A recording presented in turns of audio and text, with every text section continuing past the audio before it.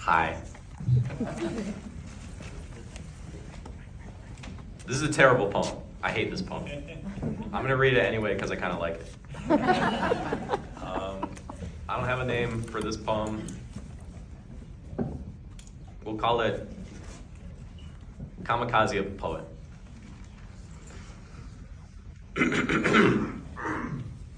Wait, there was something else I wanted to say. Whatever. I'd like to apologize to anyone I have ever loved and to everyone who has ever loved me. Some of my people say that when they press their palms to the earth, they can feel something pushing back. When I do the same, I feel no heartbeat, only something that's been building for centuries, reaching a boiling point, old blood bubbling over, staining my delicate feet as I squish through swamp mud. Reed stalks twixt my toes is what that says, gnats round my matted filthy scalp, and cattails cross my soiled face, perpetually twisted in an infuriating grin. Trickster, coyote, contradictory, oxymoronical, dichotomous half-breed, ever caught between two extremes, too weak to commit and too strong of will to let either side win out.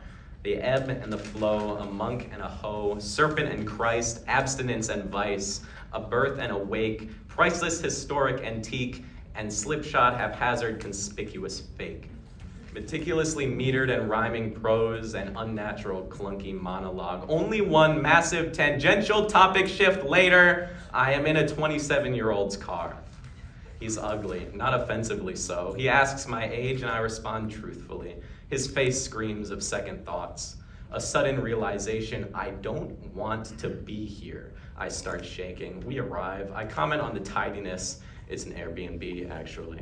I feel like a lamb before slaughter. Do you want to do it? An idiotic question. You're the experienced one here. A reasonable answer. His eyes betray something strange. I ask a question. He answers, and a wave of context previously misunderstood hits me like a truck. Despite his denial, this man is a virgin. Within me, a paradigm shifts. I think he noticed my expression change, even behind my cloth mask. Eyes are all he needs. My thumb shifts on the hilt of my wooden sword, and my knees bend nigh imperceptibly. There is not even a semblance of a bit of an inkling of a shred of a fraction of a minute possibility of a doubt in my mind that were that man to have remained silent for a second more, I would have killed him. Instead, divine intervention, miraculously, he must run an errand. He drives me back. I tell him if I see him again, I'll kill him. He drives away. How did this happen? Let's begin with my hatred of myself. My mind at any given moment, as previously established, a battle of extremes. Nothing I do can ever be good enough. Failure elicits the same reaction. Success is decidedly suboptimal. On one hand, cool, unbothered, intelligent, logical shit-ass pragmaticism. On the other, ambient spirituality, dreams of martyrdom, blood-soaked righteousness, and frenetic panic of the mind.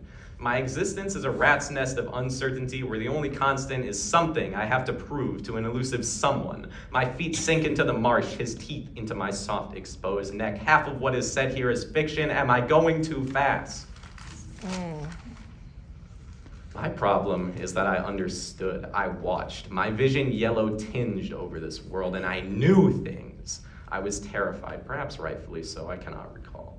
Shortly after, I got to thinking hard about the world and my place in it and your place in it, and oh God, how could he do that? And oh God, how could I let him? And oh God, what seems like hell to me is nothing for others, and oh God, maybe we are fucked, oh God! Anything past that is hidden from me. What could have been so horrible as to induce memory repression in a man of my demonstrably exceeding mental fortitude eludes me. That's the point, I guess. I found myself becoming more and more and more unlikable, irresponsible, belligerent, in what seemed to be a hope that the world would find me undesirable enough to discard of.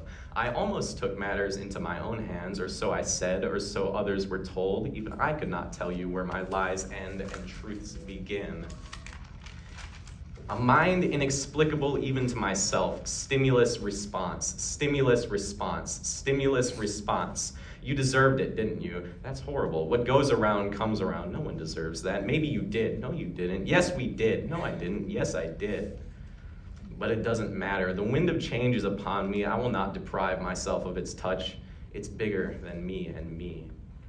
As for me, a coyote eating the trash of a rapidly gentrifying husk of a nation, where I bleed, the marsh spreads, cattails sway in this coagulated breeze, crown of thorns embedded in brittle bone, the next great 21st century schizo.